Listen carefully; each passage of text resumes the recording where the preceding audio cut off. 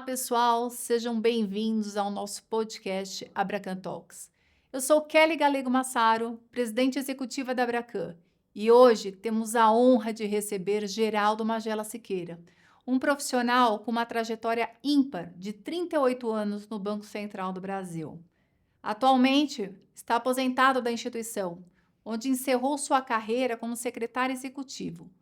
Hoje ele preside o Conselho da GMS Perspectivas, que está comemorando 10 anos agora em 2025.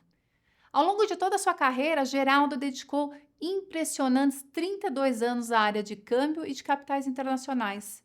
Liderou processos cruciais como a unificação do mercado de câmbio. Ele traz uma rica bagagem de conhecimento sobre a evolução do sistema financeiro nacional, desde os tempos mais rigorosos de controles até hoje a liberdade que temos atualmente. Também coordenou o Comitê Estratégico de Prevenção à Lavagem de Dinheiro no âmbito do Sistema Financeiro Nacional e estamos muito animados para explorar essa trajetória, Magela. Seja muito bem-vindo.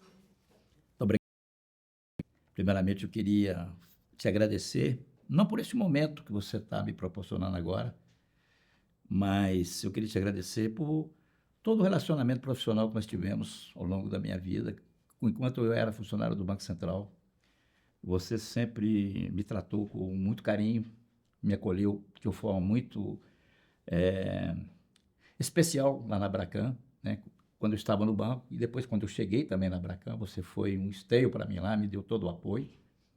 E nos dias de hoje também, eu tive a felicidade de acompanhar a sua trajetória, né, no mercado, desde a época que você iniciou como secretária, né, e hoje como presidente executivo da Abracan. E eu torço muito por você e sou muito feliz, né, com o seu sucesso, né? Então, assim, por seu intermédio, eu quero agradecer toda a equipe da Abracan com as quais eu me relacionei ao longo do meu tempo de Banco Central e depois no tempo de Abracan e hoje também no mercado. E também agradecer toda a diretoria da Abracana, com as quais eu me relacionei ao longo da minha vida profissional e depois também já no mercado. E um prazer estar aqui com você.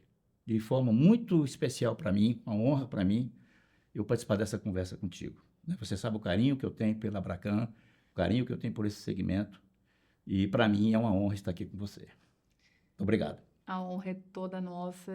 Se for fazer agradecimentos aqui, eu levaria quase todo o tempo que a gente dedicou para esse podcast para fazer o agradecimento do mercado a você pela sua trajetória, pela sua história, mas o meu agradecimento pessoal, porque eu cresci e enriqueci muito os meus conhecimentos com a dedicação que você me ofereceu. Então, gratidão é algo que eu tenho muito singelo só para fazer nesse momento, mas é do fundo do coração. Recíproco isso, Kelly, recíproco. Bom, vamos lá. Então, vamos voltar aos primórdios, né? Então, você é um extremo conhecedor do câmbio, você é uma pessoa que, se tem história para contar desse mercado, você é história viva.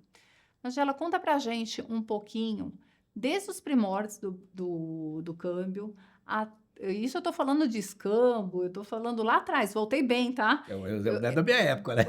O desafio aqui ficou interessante porque o meu parceiro aqui vai poder entregar toda essa linha de tempo aqui. Conta para mim, conta para quem não está ouvindo. Desde os primórdios do câmbio, o que a gente tem até trazer para a gente dar um overview aqui dessa nossa conversa? Legal, que ela acha isso muito importante. Eu acho que a história da moeda e do dinheiro ela é muito rica e muito bonita, né? Eu até recomendo, né, que as pessoas que vão nos assistir e que estão nos assistindo, que vá ao site do Banco Central para acompanhar lá. Lá tem história de como a moeda, a evolução da moeda. E esse mercado, que é um mercado nosso, é um mercado de troca de moedas, né? Então é importante falar de moeda, né? E assim, você sabe que eu gosto de ir nas gênesis dos problemas, né? Na gênese das Adoro as questões, gênesis. né? Lembrando o Fabinho aqui agora, né? Nosso amigo. Então, o que a moeda é, né? Na verdade, a moeda, do ponto de vista monetário, ela tem várias definições, conceitos e características. Falando especificamente da moeda, hoje ela é moeda emitida pelo Estado soberano, com poder liberatório, ou seja, a autoridade vai lá e autoriza as pessoas a usarem essa moeda como pagamento e recebimento. Mas, assim, indo nos primórdios da civilização, as pessoas inicialmente viviam da caça e da pesca, e isso fazia com que as pessoas trocassem, né, serviços e mercadoria por serviços e mercadorias também. Com a evolução disso, outros produtos, outras atividades econômicas foram surgindo, como a, a, a pecuária, a agricultura, e as necessidades das pessoas também foram aumentando, né? Então, na medida que as pessoas foram aumentando as necessidades de troca, foram aumentando também as necessidades de buscar formas de pagar essas trocas, né? Antigamente se pagava com mercadoria, mas você tinha limitações e tinha também, vamos dizer assim, desproporcionalidade nas trocas, né? Você imagina alguém que queria comprar 1 quilo de arroz que tivesse uma ovelha para trocar. Então, como é que você faria? Você fazia essa paridade entre as moedas para fazer essa troca, né? Então, era uma dificuldade e as pessoas, com a evolução, né, da sociedade, foram buscando outras formas de fazer essa troca, fazerem essas trocas. E aí veio, então, a moeda metal, né? Principalmente ouro, prata, que foram os metais que foram surgindo, depois vieram cobre, o estanho, e as pessoas foram buscando formas de fazer essas trocas através dessas moedas em metal. Então, aí tem a moeda metal, né? Depois que a moeda metal foi se consolidando, passou as pessoas a entregar isso em ourives que faziam ali a guarda, a custódia dessas moedas, e aí os ourives davam para as pessoas e para quem fazia esses depósitos, davam um recibo, né? Uma garantia ali, e as pessoas então começaram a usar esse recibo, essas garantias como troca. Então veio a moeda papel. Uhum. E ao ver a moeda papel, a sociedade começou a enxergar a necessidade de ter uma regulação sobre a troca desses papéis. Hoje em dia, nós estamos já na época da moeda eletrônica, que já está consolidada, né? As moedas pré-pagas moeda eletrônica pré-paga e pós-paga, e estamos chegando, né, no que se fala agora das moedas digitais, né? Muito embora no Brasil ainda há uma regulamentação bastante específica sobre isso, nós não tratamos da moeda digital, a não ser aquela moeda do Banco Central, né, que é o Drex. As outras nós tratamos como ativos virtuais, mas a sociedade, o mercado já começa a falar em moedas virtuais, que é uma representação gráfica, essa representação digital, né, da moeda com as quais você está se relacionando. Então, a evolução, basicamente, é esse, eu acho que daria do processo da moeda como um todo, né? Hoje, a gente pode dizer que nós temos, falando em câmbio, nós temos um sistema bastante moderno, simples de se fazer essa troca, né? Você falou o câmbio desde os primórdios, ele vem lá do escambo, na troca. Hoje, a gente tem uma facilidade, a gente tem profissionais extremamente capacitados para fazer isso, e você também pode fazer ao passo de equipamentos ou disponibilidades eletrônicas. Mas nem sempre foi assim tão fácil. O que que a gente pode colocar de desafio? O que que a gente tinha antigamente como grandes paradigmas a serem lembrados aqui? Essa é uma pergunta também muito boa, Kelly. Eu entrei no câmbio em 1981, né? Eu entrei no Banco Central em 77, mas fiquei 3 anos e pouco na área de pessoal. Depois eu fiz um concurso interno e era obrigatoriamente você tinha que mudar de área e eu fui para a de câmbio. Naquele momento, né, em 81, foi um momento pelo qual o Brasil estava em sérias dificuldades no setor externo, né? A gente era dependente do capital estrangeiro para fins de empréstimo, e as taxas modificavam a cada dia, éramos dependentes de importação de petróleo, e o Brasil, dadas as suas dificuldades de balanço de pagamentos, passou então a adotar severos controles cambiais. Então, eu sou da época em que você proibia as pessoas acessarem o mercado oficial de câmbio para fazer tratamento de saúde, para comprar remédio, né? Então, naquela época não tinha internet, não tinha comunicação, a comunicação era bastante, vamos dizer assim, restrita, e as pessoas então tinham dificuldade de acesso ao mercado de câmbio, né? E aí nós sabemos que em todo mercado onde você tem uma restrição a um produto e tem demanda por esse produto, o que é que aparece? Aparece um terceiro oferecendo esse produto com um sobrepreço, que no caso do mercado de câmbio é um ágio. Então, nós tínhamos dois mercados, um mercado oficial, né, que era aquele onde o Banco Central atuava, com nível de reserva praticamente zero, ou seja, o Banco Central não conseguia dar cobertura para o mercado, e a sociedade demandando situações, inclusive, legítimas, como tratamento de saúde, compra de remédio. Então, as dificuldades eram imensas, né? Então, as pessoas, imagina você, que quisesse fazer um tratamento simples, né, para sua filha, que precisasse comprar uma pomada, você tinha que comprar essa pomada no exterior, porque também o país passava por dificuldades industriais e tudo mais. Então, foram dificuldades muito grandes. E eu convivi com isso, né, com as necessidades das pessoas se dirigirem ao Banco Central para comprar moeda, e o Banco Central, por não ter moeda para entregar via sistema, né, autorizado, ele proibia as pessoas de acessarem. Então, eu convivi com muita situação de pessoas que iam ao Banco Central pedir autorização para fazer tratamento de saúde no exterior e a gente ter que negar, sabendo que essas pessoas iriam recorrer a um mercado paralelo para poder satisfazer suas necessidades. Hoje, nós já temos, né, um mercado plenamente livre do ponto de vista de acesso à moeda estrangeira. Então, eu diria para você o seguinte: da minha época, que é do início que eu iniciei no mercado de câmbio, simbolicamente falando, né, para te dar para simbolizar essa mudança que teve de 81 para cá, eu tive a oportunidade de conviver com todos esses processos, todo o processo evolutivo do mercado de câmbio. Eu diria que foi uma transformação muito, muito substancial e muito forte. Eu diria para esse tempo todo, né, eu disse que é um tempo curto para tanta transformação que houve nesse mercado.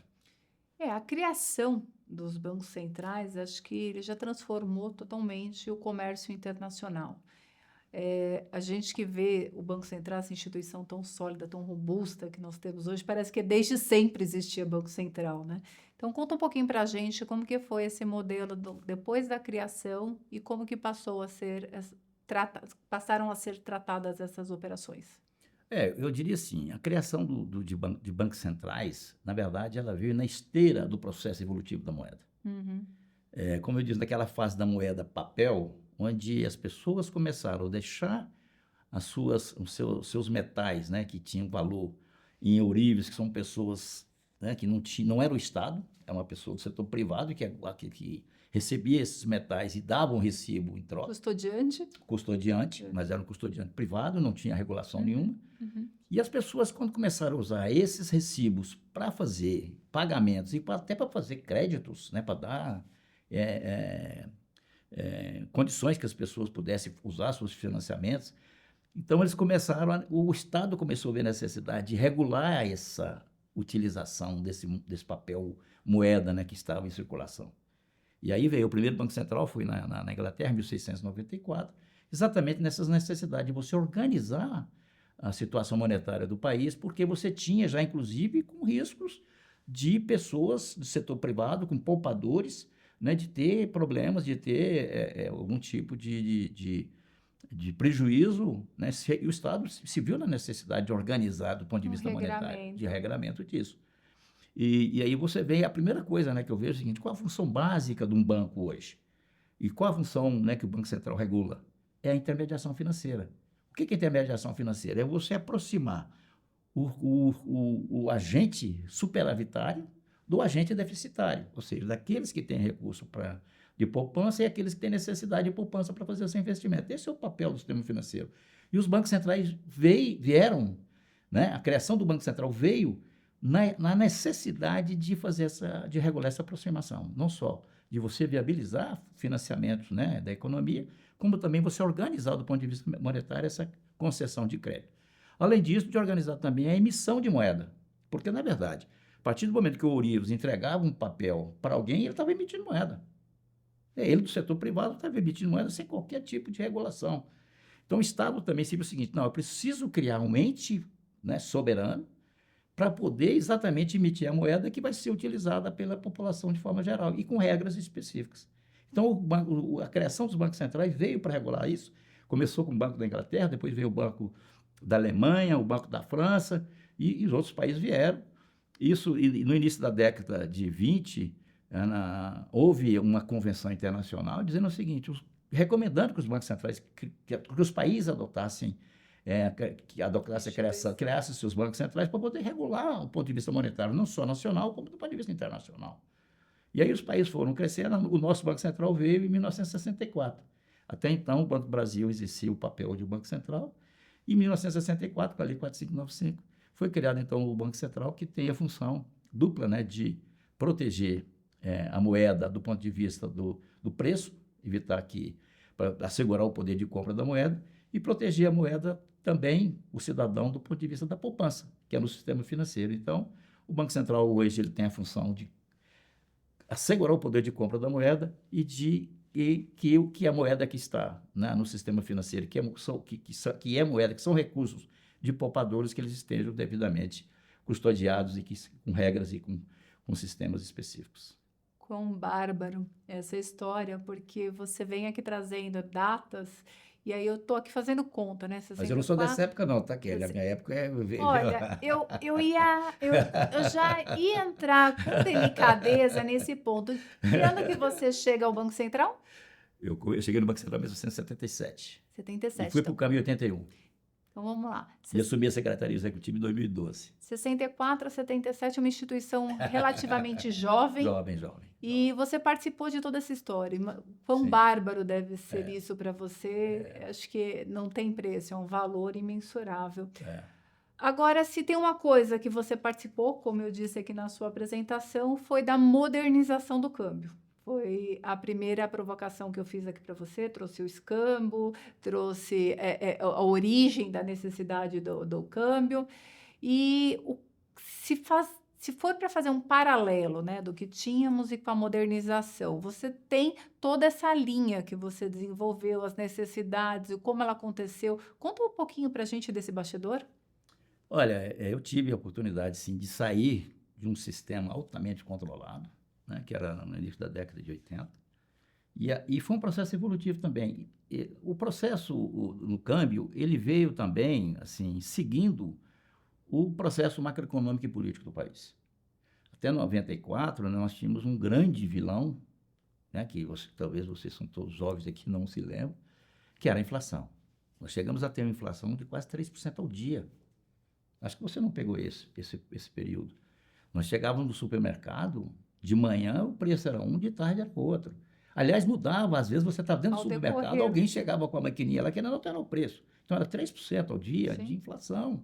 Sim. Era uma coisa extremamente, vamos dizer assim, ruim, né, para a sociedade, para todas as pessoas que conviviam no mercado. Então, cuidar da inflação era a prioridade do país. Tinha duas coisas que o brasileiro falava, né? Se chegava nos jornais e na televisão, era dívida externa e inflação. Eram dois males que atacavam a nossa economia. E isso, diversos anos, diversos planos econômicos não resolviam esse problema. E na década de 90 nós tivemos o Plano Real, né, que trouxe consigo uma série de fundamentos macroeconômicos que possibilitaram a evolução política e macroeconômica do país.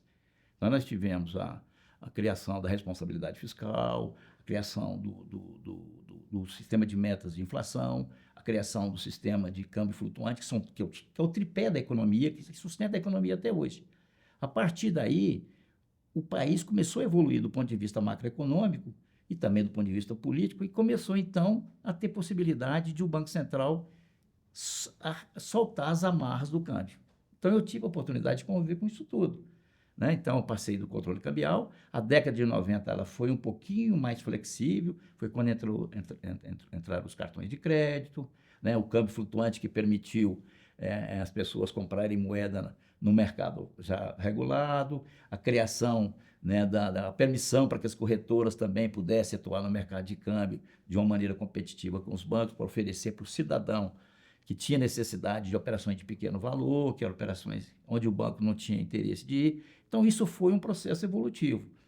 Quando chegou em 2000 e por volta de 2005, a situação macroeconômica já era outra e a situação também do câmbio era outra. Aí nos permitiu ter uma visão diferente dos controles cambiais, né? Nós, do Banco Central, eu assumi a chefia da regulação do câmbio em 2005, foi exatamente quando saiu a unificação do mercado, que foi capitaneada pelo Carvalho, né, que fez todo um trabalho, toda a equipe nossa lá, ele que comandou, e assim que ele unificou o mercado, ele falou: olha, Geraldo, agora é sua vez de conduzir esse processo. Então, eu já peguei isso já com o Carvalho, que me deu todas essas condições. Mas aí foi possível a gente ir soltando essas marras aos poucos, sabe, Kelly? Primeiro foi no comércio exterior, A gente exigia cobertura cambial de exportação, nós liberamos a cobertura cambial, o exportador passou a ter recurso lá fora, os importadores que tinham, né, todos uma multa de importação. Então, a gente foi soltando um pouco essas margens e foi possível, então, ir modernizando o câmbio. E ele vem, ao longo do processo, gradativamente chegando, e eu fico muito feliz, né, de viver no momento hoje, e que eu digo sempre o seguinte: o regime cambial vigente hoje é tudo que é legal é permitido. O que você tem que procurar entender é o que é legal e buscar fazer aquilo que a legislação te permite fazer. Eu acho que essa liberdade cambial que a gente conquistou, ela é algo fundamental porque ela vai ao encontro com a questão da segurança regulatória. E isso é o que o Perfeito, Banco Central perfeito. nos proporcionou, você lá na cadeira, enquanto o Banco Central participou disso ativamente. O que que o país ganhou? O que que a gente aprendeu com isso? Você que viveu esses dois momentos, o que que você poderia trazer de ganho efetivo para o país? Eu teria vários aqui, mas quero escutar de você. Não, mas assim, eu acho que esse ponto, para mim, é o ponto de equilíbrio do câmbio. É aquilo que eu disse. Qual o regime cambial vigente hoje? O regime cambial vigente hoje é tudo o que é legal é permitido. Então você tem que fazer o que é legal. Você pode fazer tudo o que você deseja fazer desde que esteja previsto na legislação de Sim, porque regulamentação. o ganho é óbvio, é inerente, mas assim, Olha, como que a gente aprendeu a lidar com tudo isso? Como que a gente trouxe para um por um mundo de desenvolvimento, equilíbrio, um né? mundo de equilíbrio? Exato. Regulatório, de prudencial, né? Eu Porque é acho relativamente recente, se a que é gente for ver. relativamente recente e que nós estamos passando por essa fase ainda, né, Kelly? Nós tivemos né, na Abracan, isso é um outro, dá né, um outro podcast, se a gente for falar o que a gente conviveu, né, em 2014, 2015, 2016, até 2000, até onde o estágio que está hoje, né? Eu fico muito feliz de ver, né, o estágio que está a Abracan hoje, do ponto de vista da autorregulação. Eu já digo que a Abracan tem uma autorregulação. Esse é o caminho. Ou seja, o regulador ele vai estar sempre buscando fazer com que as pessoas cumpram regras, cumpram a legislação. O que o mercado tem que fazer? E acho que a Abracan, aí, por seu intermédio aqui, eu faço esse registro. O que a Abracan fez e que está dando, vamos dizer assim, segurança para o regulador? Fazer a autorregulação, as pessoas identificarem os seus riscos, as suas vulnerabilidades, as suas deficiências e o próprio setor corrigi-las. Então, me parece que esse é o equilíbrio, Kelly, é fazer negócios. Lógico, eu tenho um lema da minha empresa que eu coloquei, né, que eu fiz isso quando eu cheguei no mercado, que é exatamente esse ponto que você coloca, né? O lema da minha empresa é viabilidade de negócio com segurança regulatória. Esse é o ponto. E isso que você passa por onde? Primeiro, eu acho que com estruturação adequada de governança. Governança não é só controles internos, governança não é só compliance, governança não é só procedimentos de prevenção à lavagem de dinheiro, governança é o conjunto de elementos que você tem que estabelecer na sua organização. Começa no ponto de vista estratégico, né? Do seu apetite ao risco, sabe? Definir qual é o seu apetite ao risco para fazer uma coisa que é legal, que é permitida. Porque, mesmo sendo legal e permitido, tem riscos diferenciados. Sim. Você tem que ter capacidade de identificar quais são os riscos que eu quero assumir. Você pode assumir qualquer risco, desde que seja legal. O apetite ao risco, ele é limitado à legislação e à regulação. Mas, a partir do momento que você assumiu o risco e entendeu, foi feita a avaliação interna do seu risco, e entendeu que o seu risco é inerente, é alto ou médio, você tem que adotar procedimentos altos ou médios para poder, proporcionalmente, fazer com que os riscos inerentes altos se transformem, após os controles e após os procedimentos de compliance, em riscos residuais baixos. Eu acho que esse é o ponto. Entender os riscos inerentes, estabelecer controles para que os riscos residuais sejam baixos. Acho que esse é o ponto de equilíbrio que você traz. É um desafio, como eu estava dizendo, acho que os profissionais que chegam agora, que é um mundo completamente diferente daquele que você encontrou quando você Sim. chegou no mercado financeiro, tem que ter uma série de habilidades, uma série de características, né? Seja, eu sempre falo, desde a ética acima de qualquer questão, mais as habilidades profissionais e as capacidades, as soft skills, as hard skills. O que que você hoje daria de conselho para um profissional que está chegando agora, que tenha que ter essa visão tão ampla e essa questão tão condicionada dentro de uma instituição financeira. Veja, a instituição financeira, o objetivo dela é Sim, trazer sim, lucro, sim. mas isso não pode estar acima de todas as anteriores exigentes pelo regulador quando te dá aquela oportunidade de oferecer esse serviço para a sociedade. Kelly, acho que eu vou falar uma coisa aqui que você já ouviu várias vezes, mas assim, que são, vamos dizer assim, fundamentos que eu aprendi ao longo da minha vida profissional e que eu procuro passar para todos, né? Isso aí é coisa que eu procurei desde o início lá, não só no Banco Central, quando eu cheguei na Bracan, eu cheguei com esse pensamento, que é o seguinte, são 3 fundamentos. Primeira coisa, ter uma visão sistêmica, né? Você precisa entender o todo. A instituição é uma instituição que está dentro do sistema financeiro nacional. O sistema financeiro nacional está dentro do outro sistema, que é um sistema, vamos dizer assim, de políticas gerais do país. As políticas de um país estão dentro do outro sistema, que é o sistema internacional, que tem organismos, que tem... Então, primeira coisa, ter uma visão sistêmica. Olhar não só a sua não olhar só a instituição, não olhar para você que trabalha, por exemplo, na área de compliance, só a área de compliance. Tenta entender o que sua instituição faz.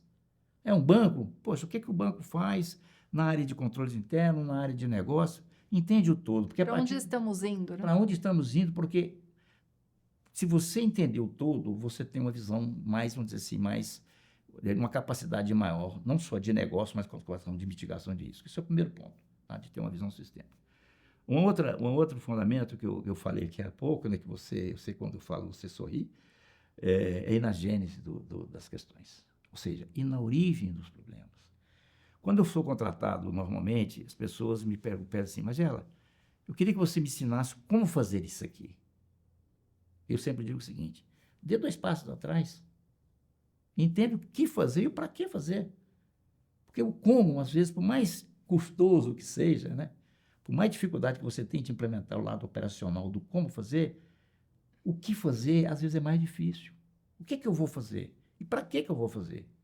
Então, esse é um outro fundamento que eu acho de ir na origem das questões, entender a origem das questões. Se você, por exemplo, da área de compliance, da área de controles internos, entender, por exemplo, está mexendo com a legislação, vai na origem. Você tem uma circular, você tem uma resolução, você tem uma lei, você tem um conjunto de coisas, elas não surgiu do nada. Sim. Hoje você pega, por exemplo, todas as regras de controles na área prudencial, por exemplo, de crédito, de mercado, de liquidez, de Basileia, não foi o Banco Central que inventou. Existe um comitê de Basileia, onde as pessoas se reúnem, os países se reúnem para tratar disso. Por que isso está sendo feito assim? A partir do momento que você entende o que fazer, o seu como fazer fica muito mais fácil. Então, acho que Aquela máxima, quando você tem um bom porquê, né? O como até que se torna fácil. Né? Exatamente. Por mais de custoso que ele seja do ponto de vista operacional. Né? E o outro é ter uma fundamentação legal e regulatória. Eu sou de uma escola extremamente sensível à área de regulação, porque o Banco Central também é cobrado.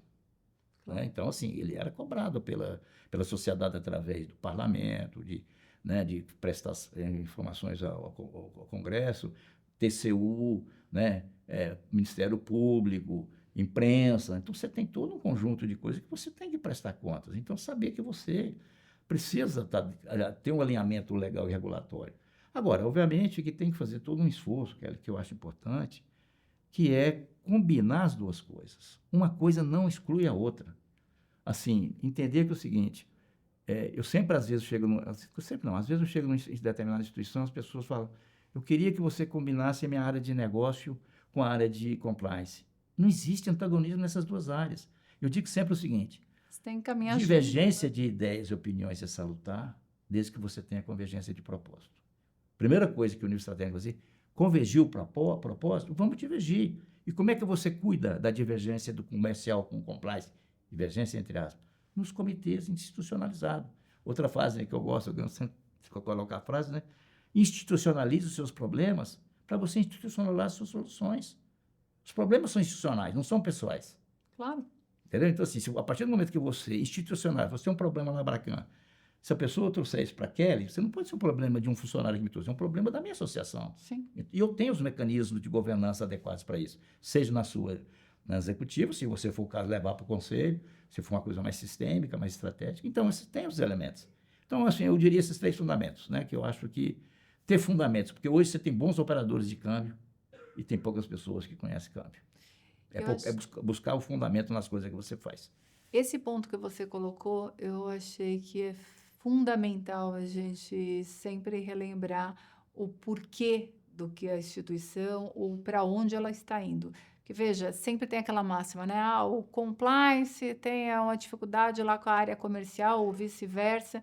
E é um ponto que eu faço questão de todas as vezes que eu escuto, eu falo, não, gente, não pode ser assim. Então, aqui a gente tem um problema se a gente não solucionar, não entender bem do que nós estamos falando. Porque, veja, nós temos o selo de conformidade lá na Bracan. E o que que é o selo? Ele não é um emaranhado de regras que a gente tirou da nossa cabeça.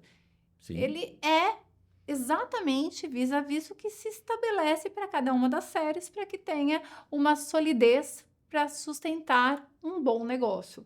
E no final do dia, você tendo uma solidez institucional, onde o compliance pode lhe proporcionar, controles pode lhe proporcionar isso, você terá melhores condições comerciais, inclusive. com Porque certeza. Sua você, imagem melhora. a sua frase, né? E eu faço sempre questão, quando eu repito, eu tenho uma coletânea de frases suas. Eu lembro sempre que quando você falava, não existe mau negócio, existe mau negócio contratado Não existe, e não mal existe correspondente. correspondente Não ruim, existe mau existe correspondente negócio. mal contratado. Exato, porque no final do dia, quando a instituição está bem estruturada, dentro do objetivo dela, dentro do apetite dela, dentro da operação da qual ela se dispôs a fazer, o sucesso ele é consequência. Ela é consequência. Kelly, você coloca um ponto importante. Eu digo assim, eu não aceito, sinceramente, como gestão, eu não aceito falar que há antagonismo entre a área de compliance e a área de comercial. Não há. Não há. Isso é um falso dilema. Se há esse problema numa instituição, o problema está no nível estratégico. Porque o nível estratégico não define as diretrizes e orientações para que os seus subordinados façam. Por quê? As divergências têm que existir. Ah, o compliance está excessivo. Está um over compliance. Não pode ter over compliance também. Sim. Né? Fazer você entrar no nível de segurança, que a segurança, o nível de risco é zero, mas não tem A negócio. gente pagou o preço disso com o The Risking, né? Exatamente, com o de-risk. Então é o seguinte, agora, condições de debater esses temas e fazer a equalização desses temas, né? Viabilizar o negócio com segurança. E essa questão que você coloca do selo, assim, trazendo até um feedback aqui e tal, eu acho importante que essa questão da autorregulação. Agora, tudo tem calibragem, né? Você precisa de... Tem algum ponto... Lógico que você pode sempre... Quando eu me lembro, quando a gente fez lá em 2016, essa é outra história, né? Mas só para trazer, reforçando o que você fala, quando a gente começou lá, que eu fiz aquele banco de questões, lá, começou lá em 2016 para fazer, poxa, é uma coisa Ah, da extremamente certificação do excessiva. Do profissional. profissional lá em 2016. Foi excesso no primeiro momento, mas por quê? Foi criado no momento totalmente, né? Depois a gente foi limpando e tal. Então, assim, tudo é calibrável, né? Tem condição de você compatibilizar de acordo com isso. Agora, os métodos são esses, não tem outro.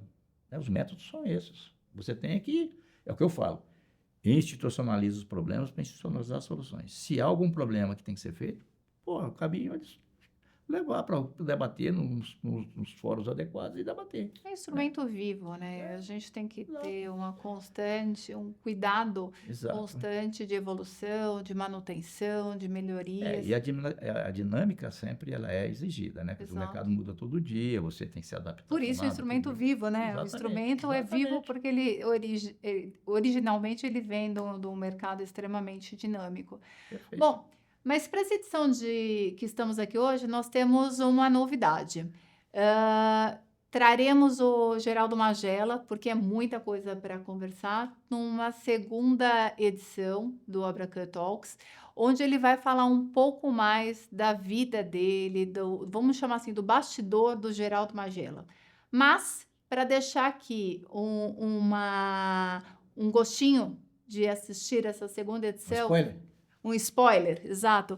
Eu quero te fazer a nossa última conversa, a nossa última pergunta aqui para o dia de hoje. Magela, eu conheço muita gente do ambiente público. Graças a Deus, hoje nós temos uma relação muito boa, mercado, setor público, privado. Isso traz uma fórmula que eu sempre digo, é de sucesso. E uma questão que sempre vem à tona quando a gente está conversando nos bastidores, é essa questão quando o servidor do segmento público vai endereçando a sua carreira para uma aposentadoria E aí, o que que tem do lado de lá, né, do outro lado do muro? Como é que é isso? Porque para a gente que é do segmento público, sempre é muito natural, a transição é muito natural. Embora eu estou 24 anos na Abracan, mas o segmento privado as pessoas trocam de casa o tempo todo. E no segmento público, não. Originalmente, as pessoas passam por décadas, no seu caso, quase 40 anos de Entrei experiência, garotinho. 32 anos, Entrei garotinho no banco. podia jovem aprendiz já naquela época, certo? E como é que é feito? O que que passa na cabeça de um profissional que fala assim, bom, agora qual que é o day after? Kelly, esse ponto ele até do ponto de vista emocional, muito importante para mim, sabe? Assim, eu dividi essa minha resposta em 3 pontos.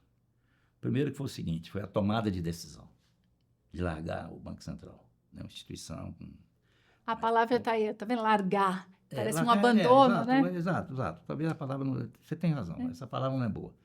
De deixar de trabalhar no Não, Banco não, eu Central. quis Não, dizer mas assim, você tem aquela muito coisa do importante. coração, eu vou largar, né? É uma perda, né? É uma perda, É exato. uma perda. E assim, foi uma decisão muito difícil.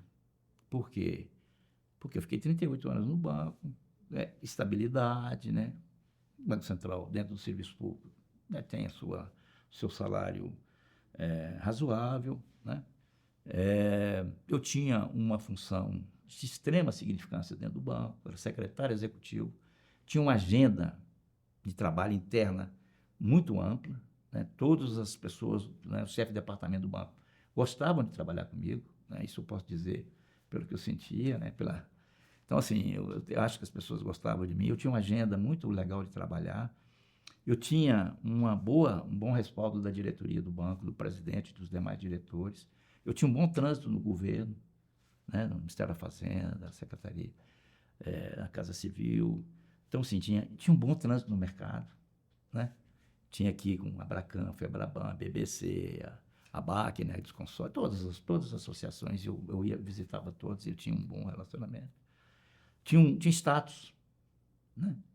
Eu tinha carro que me pegava na garagem do meu prédio, me levava para a garagem do banco. Eu tinha uma boa remuneração pela função comissionada que eu exercia naquela época, que era importante, muito importante no meu orçamento. Então, assim, e aí eu queria largar, eu completei 60 anos, falei, está na hora. Aqui é o seguinte, ou eu vou para um lado ou eu vou para o outro. Ou eu vou ficar aqui agora até acabar meu tempo de serviço no setor público e vou até o final, ou eu vou largar aquilo. Então, foi muito difícil, tá, Kelly, assim, do ponto de vista de decisão pessoal. Só que eu botei uma questão na minha cabeça, conversei com a minha esposa, conversei com a família, e assim, o João Carlos, né, que é meu amigo aqui de São Paulo, que é, né, um irmão que eu conquistei ao longo da minha vida, me ajudou bastante nos pensamentos disso. Ele já tinha se aposentado antes, então ele me ajudou Querido nisso. e super experiente. Então ele já tinha, né, e me ajudou. Mas assim, qual foi a minha tomada de decisão, Kelly? Foi o que eu vou ganhar, o que eu vou perder. O problema é que o que eu vou ganhar eu não sabia. Era incerto para mim. Eu tinha perspectivas. Inclusive a própria Abracan, né, vocês, logo em seguida que eu me aposentei, me contrataram. Mas eu tinha medo, tinha receio de que eu ia enfrentar, né? Medo de perder poder, aquele negócio todo, o que eu vou fazer, eu vou chegar e tal. Como vai ser, né? Como é que vai ser a minha vida, né? Aí eu falei assim, o que eu vou ganhar, o que eu vou perder? Aí eu botei assim, o que eu vou ganhar? Vai ganhar a possibilidade de você correr atrás do que você acredita. Vai ganhar aquilo, você vai ter liberdade para fazer as coisas que você acredita e ser, vamos dizer assim, do ponto de vista profissional, ser reconhecido por isso. O que eu vou perder? Eu vou perder status, vou perder dinheiro, vou perder uma agenda de trabalho importante. Aí eu pensei comigo, cara, assim, nada disso é meu. Isso está comigo. Em algum momento eu vou ter que entregar ou alguém vai me tirar de mim. Uhum. E eu falei assim, antes que tire de mim, eu vou entregar e vou correr atrás dos meus sonhos, que era vir para o mercado, eu gosto de dar aula, essas coisas todas. Então, esse é um ponto. O segundo ponto, Kelly, aí você tem uma participação nisso, você e todos da Abracan, os diretores, né? Vou falar aqui o nome de um, para que representando todos, que é o Wilson, né? Wilson Nagy, que hoje é o presidente do conselho, então no seu nome, que é presidente executivo, e do Nagy, que hoje é o presidente da associação, do conselho da Abracan, para todos os diretores, todas as pessoas com as quais eu trabalhei na Abracan, né? Então a Abracan foi muito importante para mim. Porque se você prestar atenção, se você lembrar o seguinte, eu me aposentei em maio, tive que ficar 6 meses em quarentena sem poder trabalhar, fiquei submerso, né? Foi quando eu escrevi meu livro, né? No dia que acabou minha quarentena, vocês me contrataram. Ah, eu tenho que contar isso aqui. Foi eu falar, Magela, a gente precisa conversar, Magela, a gente precisa. E ele, sabendo do que era minha conversa, porque eu já tinha dado spoiler lá, ele não respondia para mim se eu mandasse um WhatsApp sobre esse Aí assunto, eu de a estava em gente precisa quarentena. conversar.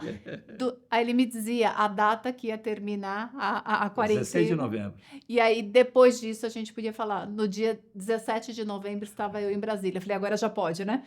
Pois é, isso foi importante para mim. E aí tem um detalhe, eu quero, que é muito importante, que eu acho o seguinte, que foi, primeiro, isso foi um choque para mim, que é o seguinte, eu sempre tive apreço pela Abracan, você sabe disso, né? Eu sempre fui, até dentro das regras que houve mudança, na época que eu era, vamos dizer assim, responsável pela área de câmbio, houve mudanças, assim, sem falsa modéstia, importantes no segmento, né? Sim. Que eu ajudei a construir, de forma bem modesta, mas eu ajudei. Mas, assim, eu sabia dos problemas que o segmento tinha. O segmento estava num momento muito ruim, do ponto de vista, foi na época, na sequência da Lava Jato, a Lava Jato foi em 2014, 2015, foi quando eu me aposentei, foi quando eu vim para a Abracan, né? E, assim, então, assim, eu vim com esse pensamento, sabe? Eu preciso ajudar. E para eu ajudar, eu precisava tomar algumas posturas que eu tomei lá na Abracan, mas, assim, que você me dera apoio, né? Você esteve comigo, assim, literalmente, né, comigo ali naquelas conversas que você se lembra, porque eu sabia do que podia acontecer com o segmento. Quais as intenções que as pessoas tinham dentro do banco, até com relação. Pô, muitas instituições foram liquidadas, outras, né? Então, o segmento estava em risco, eu vim com esse propósito de ajudar. Né? Não porque eu tinha amigos no segmento, não é porque você é minha amiga, não porque o Wilson é meu amigo, não é porque o Túlio era meu amigo, né? Porque o Luciano, não. Um propósito Não, que é o mesmo. seguinte, eu Quanto,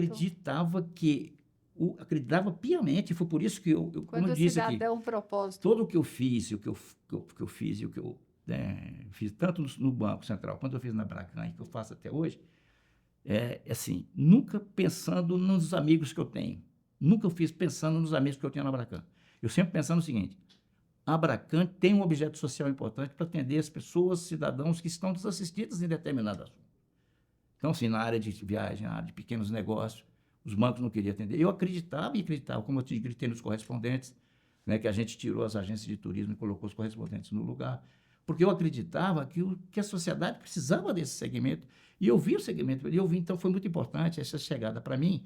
Por quê? Porque aquele medo, aquele receio que talvez que eu tinha lá na minha saída do banco, de alguma maneira eu vim para cá e já cheguei com essa garra toda que você se lembra, e vamos dizer assim, das ações que a gente desenvolveu ali dentro, que eu achei que foi importante. Então, assim, foi importante a Abracan, muito importante para mim, né, a Abracan, e eu agradeço a todos vocês por isso. E o terceiro foi quando eu vou para o mercado como um todo. Isso aí, para mim, foi um choque, porque eu estava sempre também num lado conservador, numa zona de conforto, porque, para mim, como conservador, chegava no seminário da FEBRABAN, de PLD, eu sabia o que eu ia dizer ali. Obviamente, cumpra o que está na circular tal, cumpra o que está na lei tal, é isso que eu tinha que dizer como regulador. Aí, quando eu vim para o mercado, para as instituições, as pessoas começaram a mostrar, assim, poxa, tem esse aqui, eu quero fazer esse negócio, eu posso ou não posso fazer? E aí que veio, vamos dizer assim, a transformação, que era o seguinte, eu preciso fazer que as regras sejam cumpridas, mas eu preciso fazer com que as pessoas... Então, o que eu procurei ajudar as pessoas Sejam foi engajadas, foi né? o seguinte, vamos tentar ver o que é possível fazer dentro do que a regulação precisa, o que você precisa fazer do ponto de vista estrutural. Mas foi um choque, foi muito impactante para mim, né? Eu assumi essa outra postura, que é uma postura fora, né, de perder, vamos dizer assim, essa condição de estar numa zona de conforto e tudo mais. Mas, assim, foi muito impactante, eu sou muito, muito feliz hoje, né, de estar aqui. Eu fiz 70 anos esse ano, né, você foi no meu aniversário. Eu vou dizer para você, eu estou com a mesma garra que quando eu me aposentei, quando eu tinha antes. Então, assim, muito feliz de estar trabalhando. Enquanto Deus me der força, eu vou estar aqui perturbando vocês e trabalhando naquilo que eu achar que eu acredito, né? Que assim seja. Eu trabalho com ideais, né? Eu, sim, logicamente que você tem um lado profissional, um lado financeiro, eu não sou hipócrita também dizer que eu não procuro ganhar dinheiro, porque eu acho que eu procuro também. Tem minha empresa, tem pessoas que estão comigo. Mas, assim, eu acredito, tem coisas que eu faço porque eu gosto, né? E eu gosto de estar aqui, e para estar aqui hoje com você foi um prazer enorme, né? Não só pela conversa, mas porque você é uma pessoa que eu tenho o maior carinho, gosto muito de você, e pelo tudo que você fez por mim, né, ao longo do tempo, né? A gente teve muitas batalhas juntos, né, lá na Abracan, e vocês também no banco. E espero poder continuar contribuindo naquilo que vocês acharem que eu... E quando vocês acharem que eu posso contribuir, eu estou aqui disposto a ajudar naquilo com a minha modesta contribuição.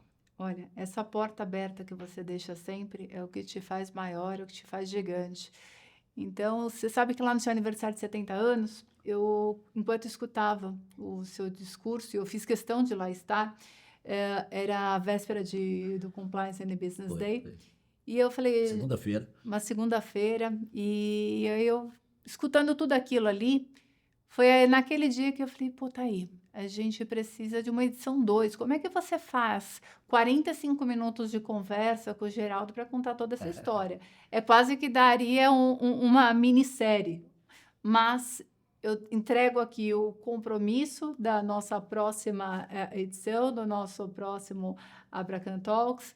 Peço, então, que você não se despeça, mas diga um até breve na próxima edição. E onde você deixou a porta aberta, eu prometo que eu volto com perguntas muito mais apimentadas. Não só, quero que você traga o livro para a gente também, porque eu Tem a tenho... história do campo. Eu adoro papel e marca-texto. Seu livro está cheio de anotações e eu quero que você traga ali para a gente. E também quero os bastidores de muita coisa que tem citações ali no livro que me deixou curiosa. Muito obrigada. Então, eu peço que você dê um até breve para a nossa audiência. Não, o pessoal todo, né, que eu conheço no mercado, amigos meus, e eu queria deixar um abraço, né, dizer que agradecer a todos também, né, toda essa acolhida que eu tive depois que eu me aposentei. E mesmo quando eu estava no banco, né, eu fui sempre muito bem, né, vamos dizer assim, muito bem acolhido por todos vocês, né, e continuamos aqui com vocês e espero encontrar em breve todos vocês. Tem até o evento da Abracan agora Tem o Abracan Speech. que é Ele acontece todos os dia anos. 8, dia 11, né? Em novembro, esse ano. Estaremos lá e espero estar presencialmente com todos vocês que estão nos assistindo aqui agora. Um grande abraço a todos e fiquem com Deus. Muito obrigada, eu me despeço. Até a próxima edição. Foi um prazer estar aqui com vocês. Nos acompanhem nas nossas redes sociais, Abracan Talks. Nós temos outras edições que estão bastante interessantes. E nos sigam nas redes sociais, @Abracan. E até a próxima. Muito obrigada, até logo.